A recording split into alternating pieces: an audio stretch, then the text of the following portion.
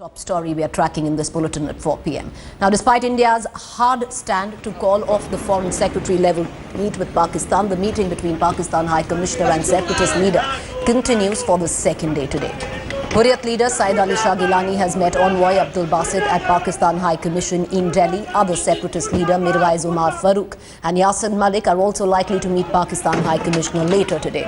Yesterday, envoy Abdul Basit met separatist leader Shabir Shah, leading to India calling off Foreign Secretary level dialogue scheduled for the 25th of August in Islamabad.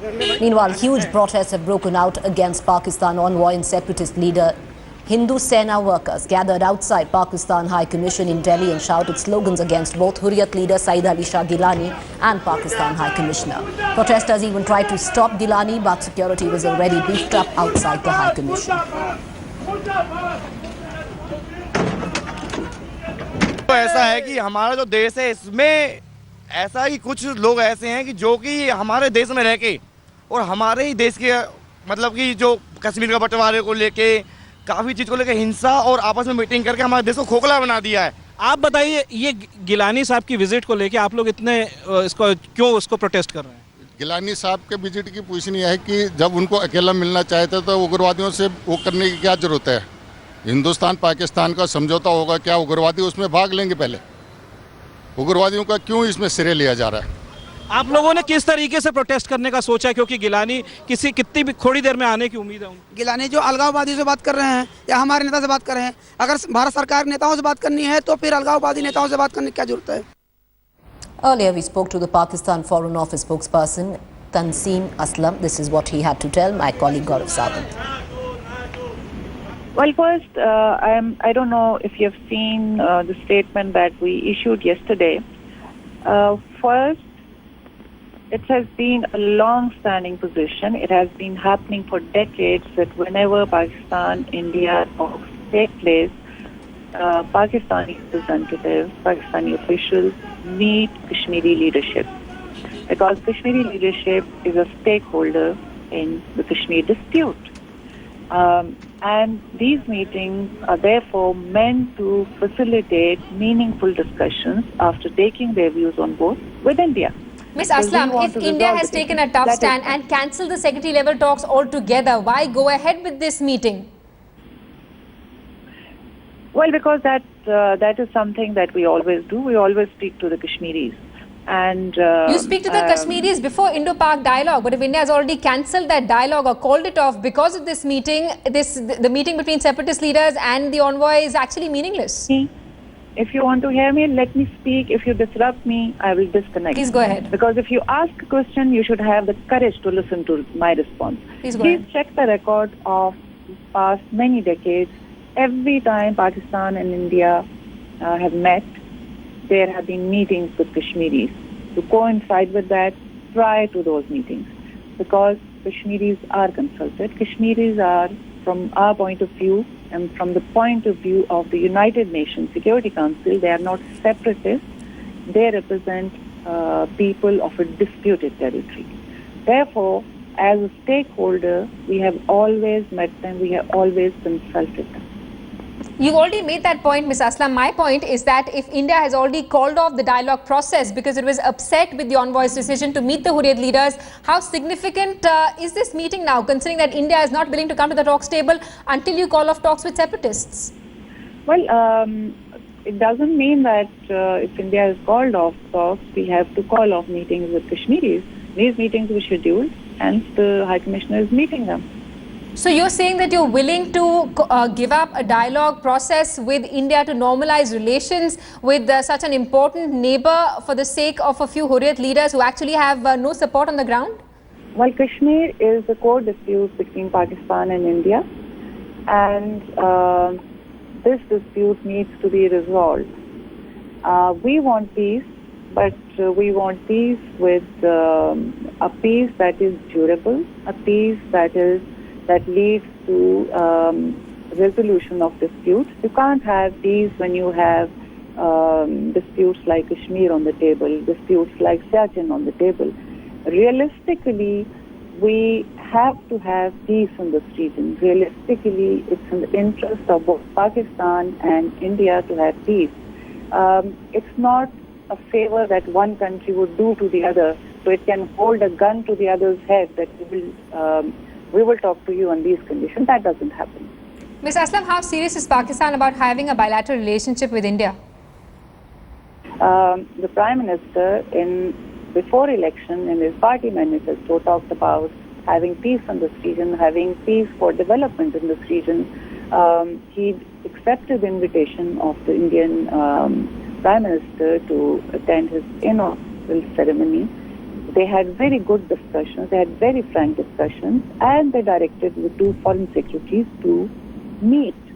So this meeting was taking place at the directive of the two prime ministers, and to resume the dialogue process between two countries, a dialogue process that would bring about peace in this region, so that we can divert our energies to development, to regional connectivity, to benefit. We have been left behind compared to other regions of the world.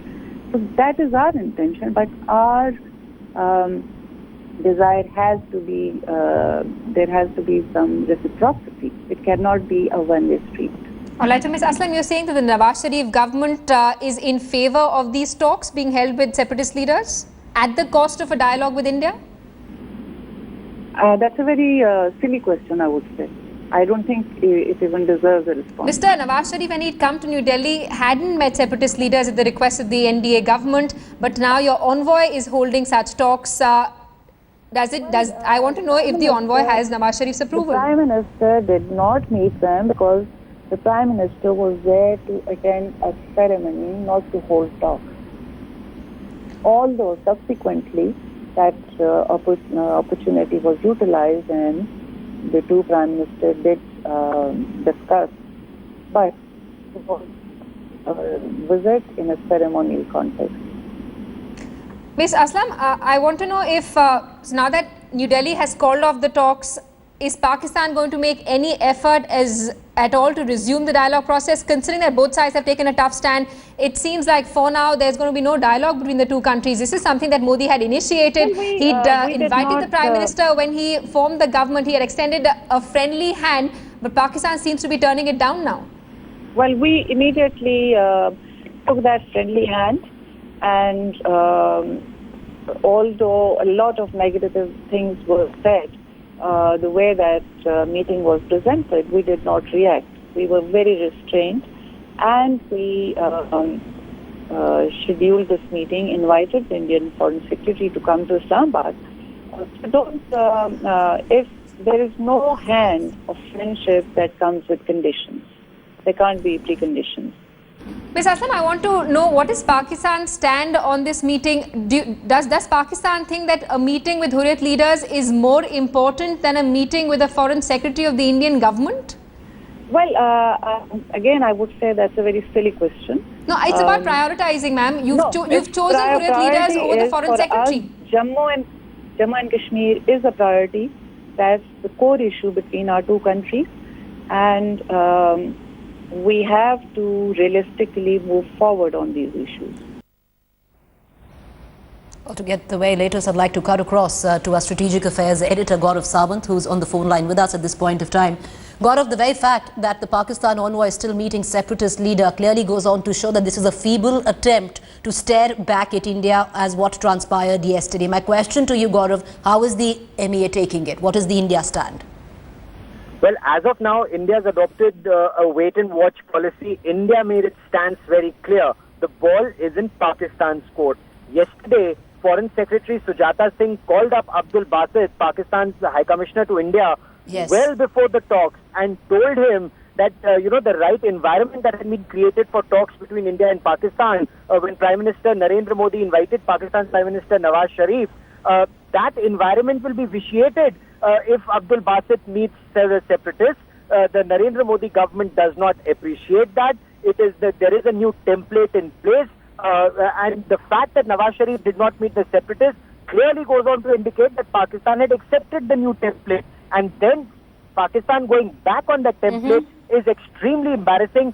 Gaurav, one quick question. India might decide to stand back and watch how things go. But is there a possibility of asking the Pakistan envoy to go back? Not just as yet is what my sources tell me. Just now, India will wait for Pakistan to take the next step, and will there be a freeze in the relationship and the LC hopping up like it is in the near future? That is a scenario that the government, from what my government sources tell me, that's the scenario the government is looking at, that you'll see more exchanges along the international border and the line of control, more violations from the Pakistani side and Indian retaliation. But as of now, the High Commissioner going back, we'll have to wait and watch. All right, a wait and watch game being played by both India and Pakistan. Appreciate Strategic Affairs Gaurav Sawant getting us the very latest from the Ministry of External Affairs. And all of this, of course, taking place in the backdrop of continuous ceasefire violations at the border. The BSF has strongly reacted to the ceasefire violations by Pakistan. Speaking to headlines today, BSF DG said border forces will continue to respond to Pakistan's provocations in equal measure. Pakistan continues to provoke. We have with us DK Pathak, the BSF DG. So do tell us about the provocation from the Pakistani side and the India response to it, sir. For about last 1 month, there have been repeated attempts of cross-border firing, and there is always a first fire from their side. But let me tell you that whenever there is a fire from their side, we retaliate much more than what they are doing to us. And I think the damage caused to the other side is much more than what damage has been caused on our side. What is the instruction that you've given to the BSF Jawans, and what sort of retaliatory fire do we really indulge in? Our instruction is equal or more fire. We just can't do less fire, equal or more fire.